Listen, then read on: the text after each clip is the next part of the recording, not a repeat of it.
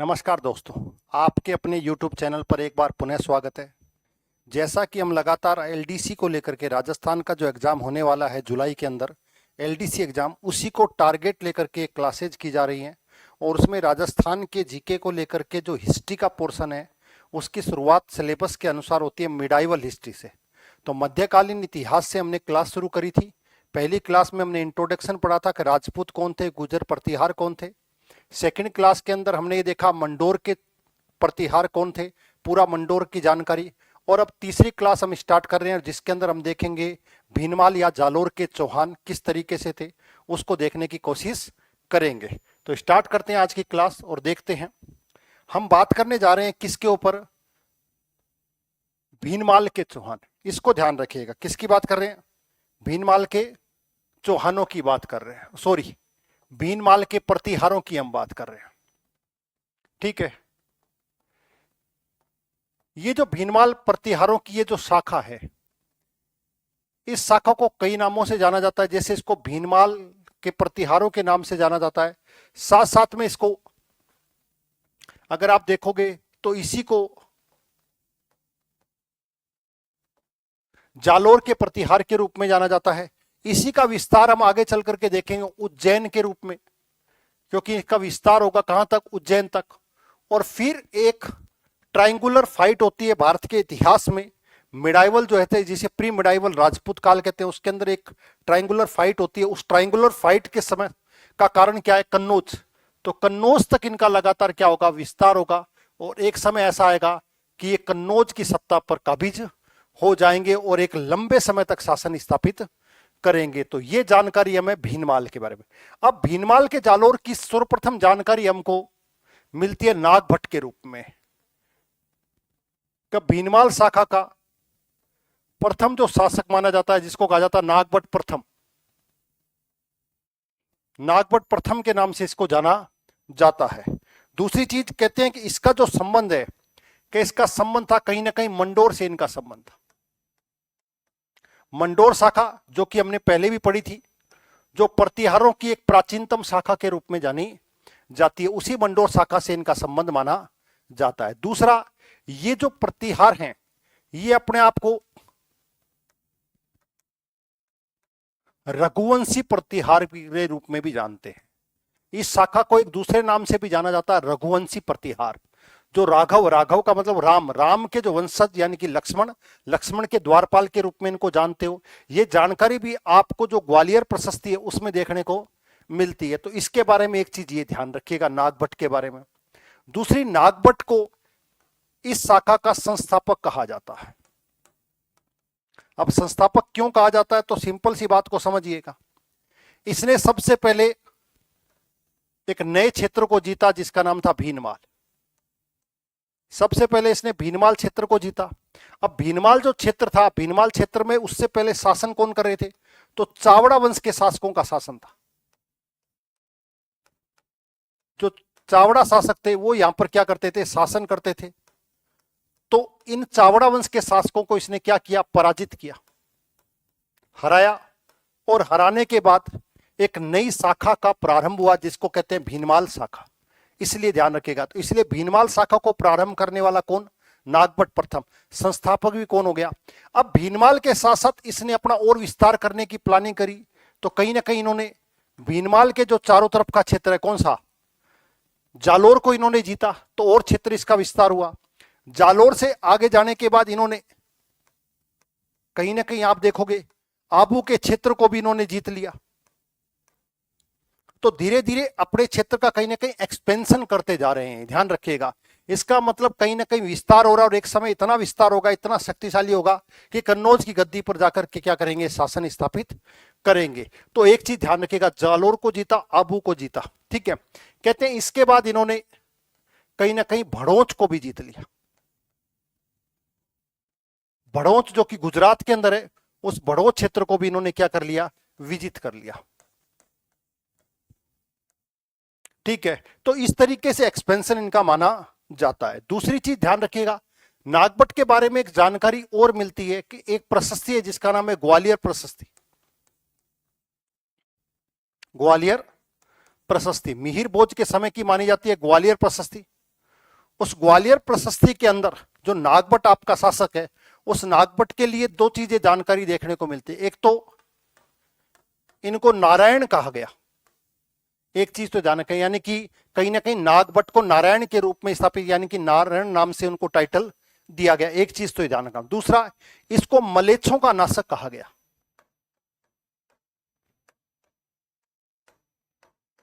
मलेच्छों का नाशक भी इसको कहा गया। अब मलेच्छ कौन थे?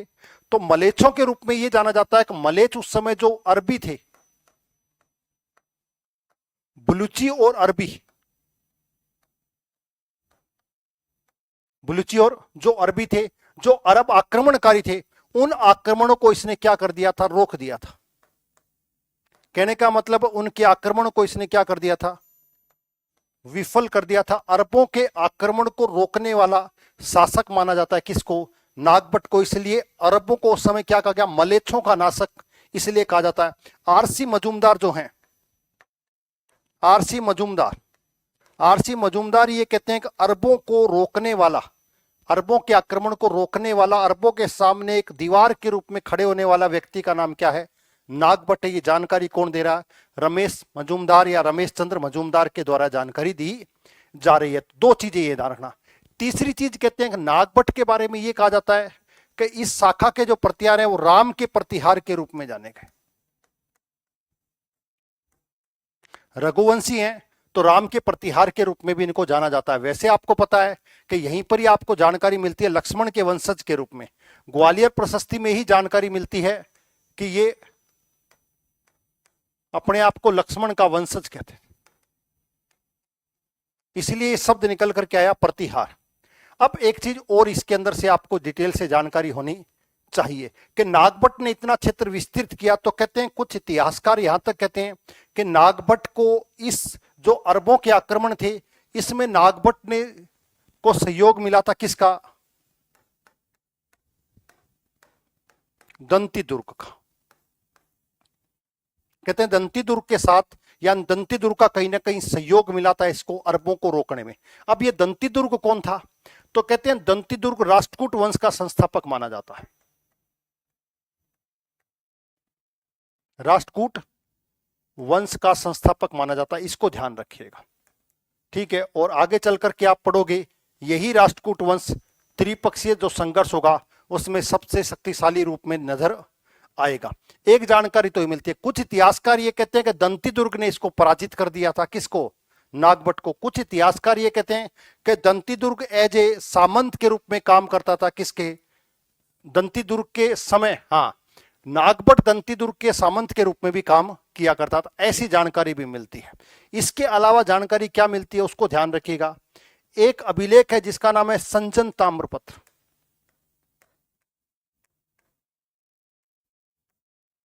इसको इंपोर्टेंट कर लीजिएगा। कौन सा? इसको याद रखिएगा। ये कौन सा है? संजन ताम्रपत्र है। और ये किसके समय का? गुर्जर प्रतिहार वंश का एक शासक हुआ करता है जिसका नाम है अमोघ वर्ष। कौन सा? अमोघ वर्ष। अमोघ वर्ष के बारे में इस संजन ताम्रपत्र में जानकारी मिलती है कि ये जो दंती दुर्ग है, इस दंती दुर्ग ने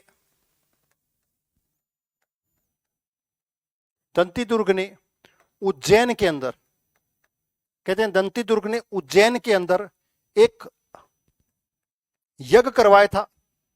हिरण्यगर्भ यज्ञ का आयोजन करवाया। और कहते हैं इस ये जो हिरण्यगर्भ आयोजन करवाया था यज्ञ का, इस यज्ञ के अंदर प्रतिहार के रूप में नियुक्त किया था। किसको? नागभट्ट को। ऐसी जानकारी भी आपको मिलती है।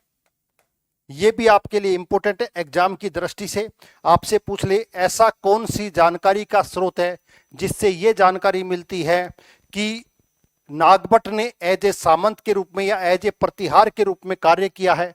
तो वो जानकारी का स्रोत कौन सा है? संजन ताम्रपत्र, जो कि किसका है? राष्ट्रकूट वंश का एक शासक हुआ अमोघ वर्ष। आपको पता है लक्ष्मी का उपासक था। बड़ा ही किताबी प्रेमी, कविता प्रेमी के रूप में, कवि के रूप में, साहित्यकार के रूप में जानते हैं किसको?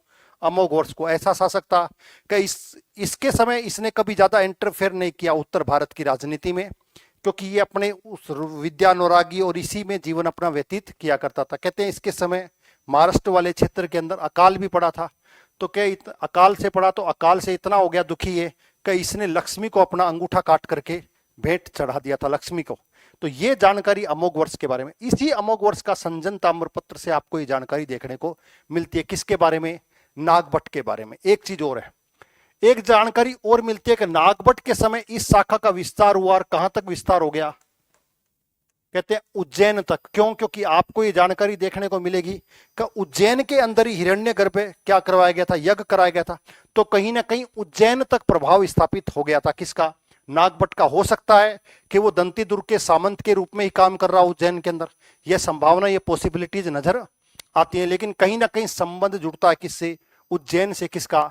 नागभट्ट का। एक जानकारी आपको याद रखनी है। इसके अलावा नागभट्ट के बारे में एक टाइटल और मिलता है, कहा जाता है इंद्र, इंद्र के दंभ का नाशक। इंद्र के दंभ का नाशक माना जाता है। किसको कहा जाता है? इंद्र के दंभ का नाशक का मतलब समझिए, उस समय जितने भी बड़े बड़े पराक्रमी राजा थे, उनके दंभ को, उनके अहंकार को समाप्त करने वाला शासक कौन था? नागभट्ट था। इसलिए कहा गया इंद्र के दंभ का नाश करने वाला कौन? एक चीज और याद रखिएगा, जो नागभट्ट था, नागभट्ट के दरबार को एक स्पेशल शब्दों से जाना जाता है।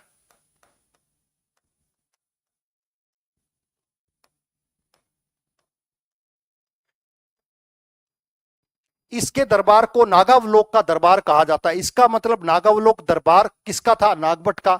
तो हो सकता कहीं ना कहीं ये जो नागावलोक है, ये भी टाइटल प्रयोग में लिया जाता होगा। किसके लिए? नागभट्ट के लिए। तो ये सारी जानकारी आपको नजर आनी चाहिए। किसके बारे में? नागभट्ट। इसके अलावा नागभट्ट के बारे में और चीजें याद रखिएगा। नागभट्ट के समय जितने भी आप चालुक्य पढ़ते हो, इसके अलावा चौहान पढ़ते हो, गुहिल पढ़ते हो, परमार पढ़ते हो, इन सब ने भी कहीं ना कहीं सामंत के रूप में काम किया। ध्यान रखिएगा, परमार हुए, चौहान हुए, चालुक्य हुए, यहां तक कि गुहिल भी हुए। ये सब जितने भी थे राजवंश, आप पढ़ते हो इनको हिस्ट्री के अंदर, ये शुरुआत में सभी के सभी एज ए सामंत के रूप में काम किया करते थे। किसके? नागभट्ट प्रथम के। तो इतनी जानकारी आपको नागभट्ट के बारे में होनी चाहिए। नागभट्ट की जानकारी यहां तक आपको इतना पता लग जाएगा तो नागभट्ट के बारे में बहुत कुछ हो गया। नागभट्ट की शाखा को प्रारंभ करने वाला भीनमाल को, भीनमाल शाखा को प्रारंभ करने वाला संस्थापक माना जाता है जालोर आबुल भड़ोच। एक चीज और इसमें याद रखिएगा, भड़ोच के समय कहते हैं, उस समय भड़ोच पर अरब एक व्यक्ति था, एक शासक हुआ करता था जिसका नाम था जुनेद।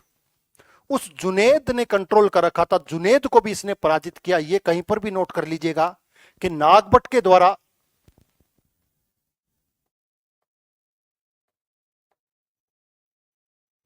जो जुनेद नामक जो अरबी आक्रमणकारी था, उस आक्रमणकारी को भी क्या किया गया? पराजित किया।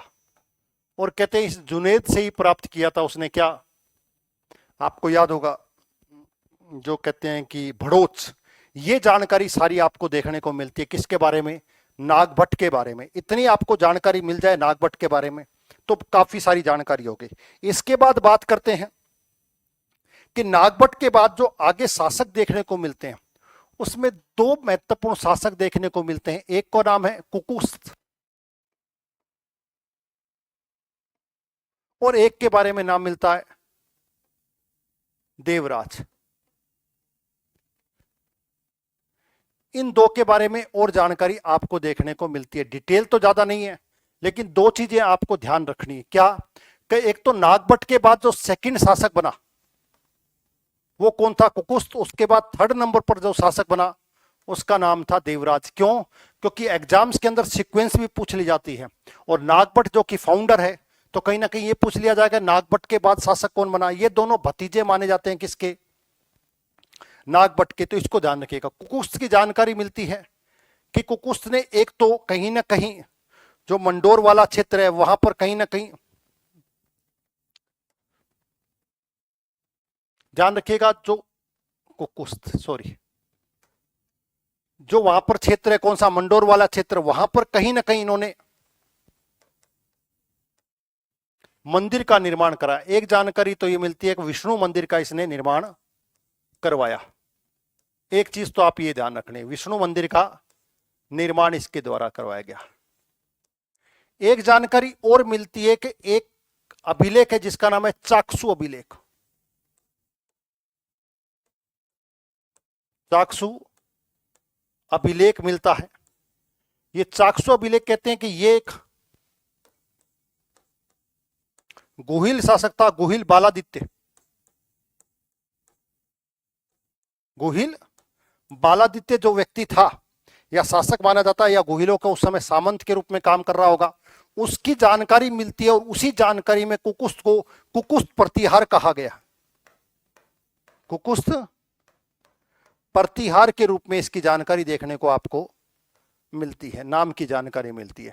यह जानकारी आपको रखनी है कुकुस्त के बारे में, काफी ज्यादा है। देवराज के बारे में कहा गया, इसको थोड़ा सा ध्यान रखिएगा। देवराज के बारे में दो चीजें, एक तो इसको टाइटल मिलता है देव शक्ति का,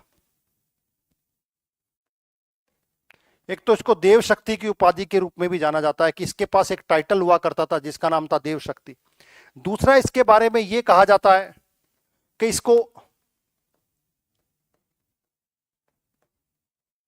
अवंती का शासक कहा गया।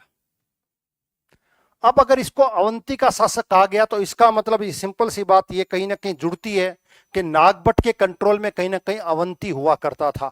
अवंती का मतलब उज्जैन हुआ करता था। तभी जाकर के देवराज के बारे में ये जानकारी मिलेगी कि वो अवंती का क्या था, शासक था। तो अवंती का शासक जब भी हो सकता है जब अवंती पर क्या हो, कंट्रोल हो।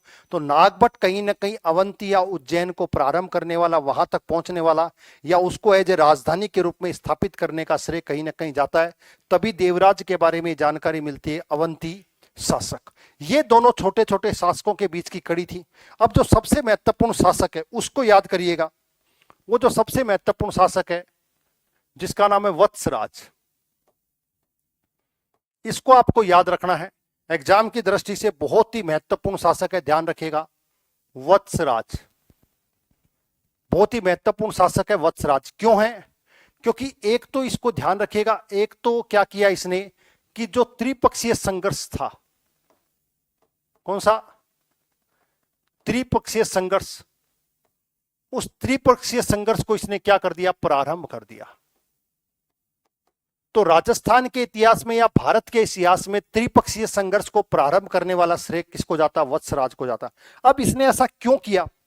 तो सिंपल सी बात है, पश्चिमी सीमा पर लगातार अरबों के आक्रमण रहे होंगे और अपने लिए कोई ज्यादा अच्छा और ज्यादा सुरक्षित क्षेत्र ढूंढ रहा होगा, और इसकी नजर कहीं ना कहीं कन्नौज पर पड़ी होगी। और कन्नौज एक समय भारत की शक्ति का केंद्र माना जाता था, और उस समय अभी वहां पर कहीं ना कहीं उत्तराधिकार का संघर्ष चल रहा था। तो इसको भी लगा होगा कि ये अच्छी स्थिति है, क्यों ना कन्नौज पर कंट्रोल कर लिया जाए। और कन्नौज व्यापारिक रूप से भी बड़ा सुदृढ़ माना जाता था। तो पॉलिटिकल रूप से पॉलिटिकल केंद्र तो था ही, व्यापारिक केंद्र भी था, सुरक्षित भी था। तो कहीं ना कहीं ये कुछ कारण रहे होंगे जिससे वत्सराज को ऐसा लगा होगा कि अपने को कन्नौज पर नियंत्रण करना चाहिए। पहली चीज तो ध्यान रखें। अब त्रिपक्षीय जब संघर्ष पड़ते हैं तो त्रिपक्षीय संघर्ष किसको लेकर के हुआ? कन्नौज को लेकर के हुआ। कन्नौज को लेकर के त्रिपक्षीय संघर्ष आपको देखने को मिलता है। तो पहली चीज तो ध्यान रखिए, कन्नौज को एक नाम याद रखिएगा, कन्याकुब्ज। कन्याकुब्ज के नाम से जाना जाता है, या कन्नौज को महोदया नगर के रूप में भी जाना जाता है। महोदया नगर, ये दोनों प्राचीन नाम है किसके? कन्नौज के। पहली चीज तो ये ध्यान रखनी है। अब कन्नौज की थोड़ी सी बैकग्राउंड को आप समझ लीजिएगा। कन्नौज वर्तमान में कहां है? यूपी के अंदर है, पहली चीज। दूसरा, कन्नौज पर एक समय शासन किसका था? हर्षवर्धन का। और मैंने कहा हर्षवर्धन की क्या हो गई थी? मृत्यु हो गई थी 647 ईस्वी में। ठीक है, धीरे धीरे वर्धन वंश धीरे धीरे कमजोर हो गया। कमजोर होने के बाद यहां पर एक नया राजवंश आया जिसका नाम था आयुध वंश। आयुध वंश ने यहां पर शासन प्रारंभ किया। अब आयुध वंश का संस्थापक के तौर पर याद रखिएगा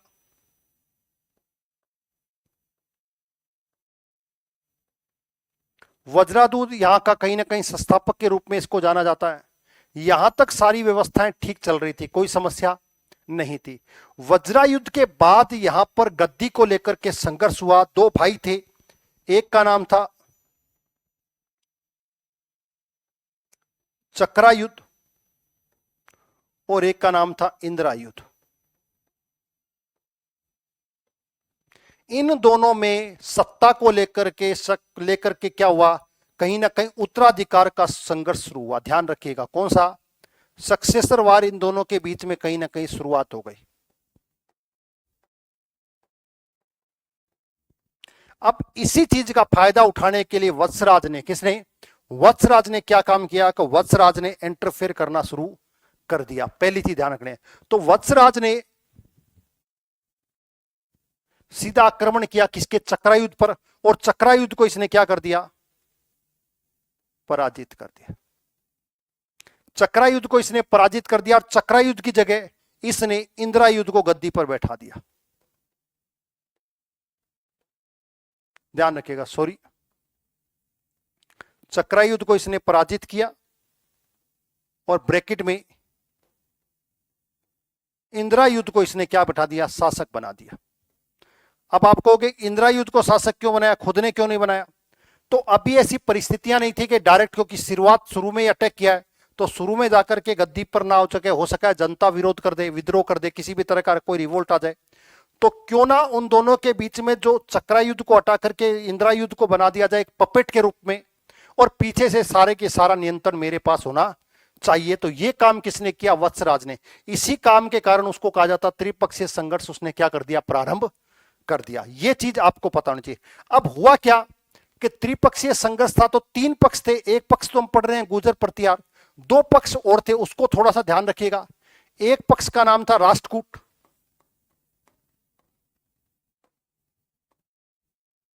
और एक का नाम था पाल वंश। ठीक है, दो, तो तीन पक्ष हो गए। अब पाल वंश के साथ समस्या क्या थी, तो समझिएगा, पाल वंश मुख्य रूप से बिहार और बंगाल वाले क्षेत्र पर शासन कर रहा था। ठीक है, और इस वंश का संस्थापक था गोपाल। थोड़ी सी हिस्ट्री इसकी भी याद रखिएगा क्योंकि जरूरत होती है। और गोपाल के बाद इस वंश का संस्थापक बनता है धर्मपाल। धर्मपाल के बाद आगे पढ़ोगे आप देवपाल, और आगे पढ़ते रहोगे विग्रहपाल, नारायणपाल, कई सारे पाल आएंगे। एक तो आपको ये ध्यान रखने है। दूसरा था राष्ट्रकूट वंश, मुख्य रूप से कहां पर, महाराष्ट्र में, महाराष्ट्र वाले क्षेत्र में। और इस वंश का संस्थापक अपने ने अभी नाम सुना था, दंती दुर्ग। ठीक है, और इन्होंने अपनी राजधानी बना रखी थी, एक क्षेत्र था जिसका नाम था मान्याखेत। उस मान्याखेत को इन्होंने अपनी क्या बनाया था, राजधानी। और इसके बाद इस वंश का शासक बनता है ध्रुव। ध्रुव के बाद गोविंद, गोविंद के बाद अमोघ वर्ष, अभी अपने ने नाम लिया था, और एक और पढ़ लीजिएगा कृष्ण सेकंड। ये शासक ये थे इधर। तो तीन तरह की, तीन फ्रंट हो गए। एक में गुर्जर प्रतिहार वत्सराज है, एक में राष्ट्रकूट है और एक में पाल। अब ये क्यों आए उसको समझिएगा कि जैसे ही कंट्रोल कर लिया किस पर, कन्नौज पर इनडायरेक्ट रूप से, तो कहीं ना कहीं धर्मपाल को ऐसा लगा कि कहीं ना कहीं हो सकता है अपना क्षेत्र का विस्तार करा और हो सकता है आगे तक बढ़कर जाए। तो कहीं ना कहीं ध्यान रखिएगा, इनकी भी राजधानी के रूप में जानी जाती है मुंगेर को। मुंगेर जो कि बिहार में पड़ता है, वो इनकी राजधानी के तौर पर जाना जाता है, इसको ध्यान रखिएगा। ठीक है, तो एक चीज तो ये याद रखनी है आपको। तो धर्मपाल को ऐसा लगा कि ये कहीं ना कहीं और विस्तार करने की कोशिश ना करे, तो जब इंद्रायुद्ध को बैठा देता है गद्दी पर, तो धर्मपाल को ऐसा लगता है कि अपने को भी अटैक करना चाहिए, और डिफेंस की जगह ऑफेंस होना चाहिए। तो कहीं ना कहीं धर्मपाल अटैक करता है। जब धर्मपाल अटैक करता है तो धर्मपाल भी क्या होगा, पराजित होगा। यानी कि कहने का मतलब समझिएगा, कहने का मतलब यह होगा कि ये दोनों पराजित हो गए। कौन कौन, वत्सराज ने किस किस को पराजित कर दिया, वत्सराज ने धर्मपाल और साथ साथ में चक्रायुद्ध, इन दोनों को इसने क्या कर दिया, पराजित कर दिया। इसका मतलब ताकत अपनी दिखाई और ताकत कहीं ना कहीं स्थापित होती दिखाई। अब ये जब सारी जानकारी काम हो रहा है, उसी समय दक्षिण भारत के अंदर जो शासन कर रहा है वो कौन है? राष्ट्रकूट वंश। अब जब राष्ट्रकूट वंश शासन कर रहा है तो राष्ट्रकूट वंशों में उस समय, जिस समय वत्सराज युद्ध शुरू करता है, ध्यान रखिएगा, जब वत्सराज युद्ध शुरू करता है तो दो चीजें दिमाग में रखना। उस समय राष्ट्रकूट वंश में शासक कौन कर रहा है? ध्रुव कर रहा है। और पाल वंश में शासक पर कौन बैठा? धर्मपाल। इसलिए ध्यान रखिएगा, वत्सराज, धर्मपाल और तीसरा कौन सा? ध्रुव। इन तीनों के बीच में संघर्ष क्या होगा? प्रारंभ होगा। प्रारंभिक संघर्ष में वत्सराज ने अपनी इच्छा से चक्रा युद्ध को हरा दिया, साथ साथ में धर्मपाल उसके सपोर्ट में आया तो धर्मपाल को भी पराजित कर दिया। अब बात रही राष्ट्रकूट की। राष्ट्रकूट क्यों आए? क्योंकि राष्ट्रकूट दक्षिण भारत की एक बड़ी शक्ति के रूप में थे और वो ऐसा चाह रहे थे कि हम कहीं ना कहीं नियंत्रण करने की स्थिति में आए। कल को ऐसा ना हो कि ये बहुत बड़ी शक्ति के रूप में स्थापित हो जाए और हमको दबाने का कहीं ना कहीं प्रयास करे। तो ये कुछ करे उससे पहले हमें इसके ऊपर आक्रमण करना चाहिए। तो ध्रुव जो था, उस ध्रुव ने आक्रमण कर दिया किसके ऊपर? वत्सराज के ऊपर आक्रमण कर दिया और वत्सराज को इसने क्या कर दिया? पराजित कर दिया था। समझना, वत्सराज इन दोनों को हरा देता है, किसको? धर्मपाल को, चक्रयुद्ध को, लेकिन खुद पराजित हो जाता है। किससे? ध्रुव से पराजित हो जाता है। और ध्रुव के बारे में ध्यान रखिएगा, ध्रुव ताकतवर था। ध्रुव कहते हैं कि ध्रुव इसको उज्जैन, कन्नौज ही नहीं, उज्जैन, उज्जैन से भी आगे गुजरात, और कहते हैं इसको मरुस्थल तक जाकर के, मरुस्थल में जाकर के इसको शरण लेनी पड़ी, ऐसी जानकारी मिलती है। कहते हैं कि एक अभिलेख है जिसका नाम है राघनपुर अभिलेख और एक का नाम है डिंडोरी अभिलेख। ये दो ऐसे अभिलेख हैं जिससे ये जानकारी मिलती है कि वत्सराज जो था, वत्सराज पराजित हो गया और वत्सराज को मरुस्थल में शरण लेनी पड़ी। अब आप अंदाजा लगा लीजिएगा कि कितना ताकतवर रहा होगा ध्रुव। क्यों? क्योंकि उस वत्सराज को पराजित कर रहा है जिस वत्सराज को आयुध वंश ने को भी हरा दिया, जिसने पाल वंश के धर्मपाल को भी हरा दिया, उसी को पराजित कर रहा है कौन? ध्रुव। और ध्रुव, और जानकारी मिलती है राघनपुर और डिंडोरी अभिलेख में कि वत्सराज को मरुस्थल में जाकर के क्या लेनी पड़ी? शरण लेनी पड़ी। ऐसी जानकारी आपको देखने को मिलती है। एक चीज तो आपको यह ध्यान रखनी। दूसरा, ध्रुव दक्षिण भारत का पहला शासक था, ध्यान रखिएगा, यह भी याद रखना। दक्षिण भारत का पहला शासक, प्रथम शासक जिसने उत्तर भारत की राजनीति में हस्तक्षेप किया। उत्तर भारत की राजनीति में हस्तक्षेप करने वाला पहला शासक माना जाता है।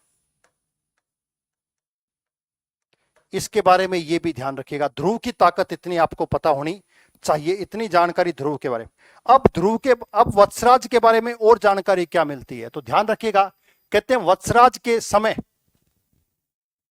एक साहित्य लिखा गया था जिसका नाम था कुवल्यमाला। कुवल्यमाला एक साहित्य लिखा गया था जिसको लिखा था अधोदन सूरी ने।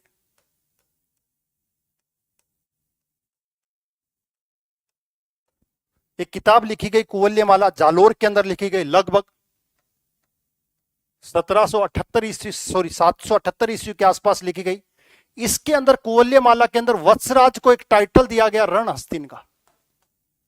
इसको याद रखिएगा, वत्सराज को एक उपाधि दी जा रही है। किसमें? कुवल्यमाला के अंदर। कौन सी? रणहस्तिन की उपाधि दी गई। इसको याद रखिएगा, इंपोर्टेंट है, एग्जाम में बहुत बार पूछी जाने वाली उपाधि। एक तो ये आपको याद रखनी है। दूसरी चीज, एक चीज और याद रखनी है। कहते हैं कि इस वत्सराज के समय, किसके? वत्सराज के समय ही एक और किताब लिखी गई थी जिसका नाम था हरिवंश पुराण। हरिवंश पुराण एक पुस्तक लिखी गई थी जो कि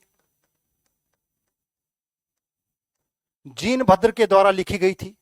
और कहते हैं इस किताब जो ये लिखी गई थी, इस किताब के अंदर वत्सराज को अवंती का राजा कहा गया। अवंती का राजा कहा गया। तो ये जानकारी भी आपको कहीं ना कहीं वत्सराज के बारे में पता होनी चाहिए। इसके अलावा एक लास्ट इंफॉर्मेशन और है वत्सराज के बारे में, उसके अलावा आपको और वत्सराज से पढ़ने की जरूरत नहीं है। कहते हैं वत्सराज के समय ओसियां, कौन सा? ओसियों, जो कि कहां पर है आपको पता ही है, जोधपुर के अंदर। वहां पर एक महावीर मंदिर यानी कि जैन मंदिर का निर्माण करवाया, और कहते हैं साथ साथ में ये सूर्य मंदिर के रूप में भी जाना जाता है। किसके? सूर्य मंदिर के रूप में भी जाना जाता है। इस अभिलेख से यहां पर ओसियों के अंदर जो मंदिर है, महावीर जी का मंदिर बनाया, यहां पर भी एक अभिलेख मिलता है। और कहते हैं कि इस अभिलेख के अंदर भी एक टाइटल मिलता है, रस ध्यान रखिएगा, रिपु दमन का। एक और टाइटल देखने को मिलता है रिपु दमन का। कहते हैं ये टाइटल भी कहीं ना कहीं वत्सराज के लिए प्रयोग में लिया गया। और ओसियों का जो मंदिर है, जैन मंदिर या सूर्य मंदिर, वो किससे रिलेटेड है? वो कहीं ना कहीं गुर्जर प्रतिहारों की जो शैली है, महामारू शैली, उससे निर्मित मंदिर माना जाता है। जबकि ध्यान रखिएगा, जोधपुर के ओसियां के अंदर सचियाई माता का मंदिर है। सचियाई माता का मंदिर सोलंकी कालीन या चालुक्य वंश का माना जाता है। चालुक्य कालीन यानी सोलंकी कालीन मंदिर माना जाता है। जबकि ओसियों के अंदर जो सूर्य मंदिर या महावीर मंदिर के रूप में जाना जाता है, वो किसका है? गुर्जर प्रतिहारों की महामारू शैली से संबंधित माना जाता है। तो ये सारी जानकारी आपको पता होनी चाहिए। इसके अलावा एक चीज और याद रह गई, उसको भी नोट कर लीजिएगा कि वत्सराज जो था ना, वत्सराज शैव धर्म का अनुयायी माना जाता था। ये और एक अलग से जानकारी है कि वो किस धर्म को मानने वाला था? शैव धर्म को मानने वाला था। विष्णु मंदिर आपको ज्यादा दिखाई देंगे, लेकिन कहीं ना कहीं इसका रिलेशन माना जाता है कि वो शैव धर्म का अनुयायी माना जाता है। तो ये सारी जानकारियां आपको देखने को मिलती हैं, ध्यान रखिएगा। एक और जानकारी आपको मैं जनरली बता देता हूं, एक दौलतपुर अभिलेख और है। कौन सा? दौलतपुर अभिलेख। दौलतपुर अभिलेख में कहा गया कि इसने कहीं ना कहीं भट्टी जो राजपूत थे, भट्टी वंश की जाति या जो भट्टी जाति थी, उसको पराजित करके कहीं ना कहीं इक्ष्वाकु वंश को उन्नत किया। यानी कि इक्ष्वाकु वंश कौन सा हो गया? जो राम का वंश है उसको इक्ष्वाकु वंश कहा जाता है। तो इसको कार्य बारे में कहा जाता है भट्टी जाति को पराजित किया और इक्ष्वाकु वंश को इसने क्या किया? उन्नत किया। अब इन सब कारण से वत्सराज को, किसको? वत्सराज को, ध्यान रखिएगा, वत्सराज को प्रतिहार वंश का वास्तविक संस्थापक कहा जाता है। ध्यान रखिएगा, वास्तविक संस्थापक हो गया। ध्यान रखिएगा कौन? वत्सराज। इसको ध्यान रखिएगा, ठीक है। वास्तविक संस्थापक माना जाता है, यानी कि वास्तव में नींव रखने वाला। कौन सा? वास्तव में गुर्जर प्रतिहारों की नींव रखने वाला शासक। कौन सा? नींव रखने वाला शासक कौन? वत्सराज। ध्यान रखिएगा, इतना महत्वपूर्ण था। कौन सा? वत्सराज। इसको याद रखिएगा आप। वास्तविक शासक, नींव रखने वाला वत्सराज, शैव धर्म का अनुयायी। धर्मपाल चक्रायुद्ध युद्ध शुरू किया, कुवल्यमाला के अंदर रण अस्तिन की उपाधि दी गई, ठीक है। रिपु दमन का टारगेट इसको दिया गया, ये दिया जाता है। जीनभद्र के द्वारा जो हरिवंश पुराण है उसमें अवंती का राजा इसको माना जाता है। त्रिपक्षीय संघर्ष को इसने प्रारंभ किया। ये सारी जानकारी किसके बारे में? वत्सराज के बारे में। इसके अलावा आपको कुछ ज्यादा पढ़ने की आवश्यकता नहीं है।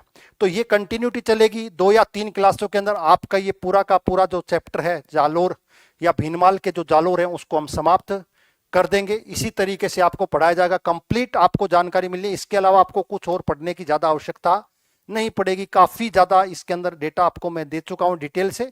कुछ थोड़ा बहुत रह गया, वो कहीं ना कहीं आपको हर जगह देखने को मिलेगा, लेकिन संपूर्ण रूप से मैक्सिमम जानकारियां यही आपको देखने को मिलती हैं।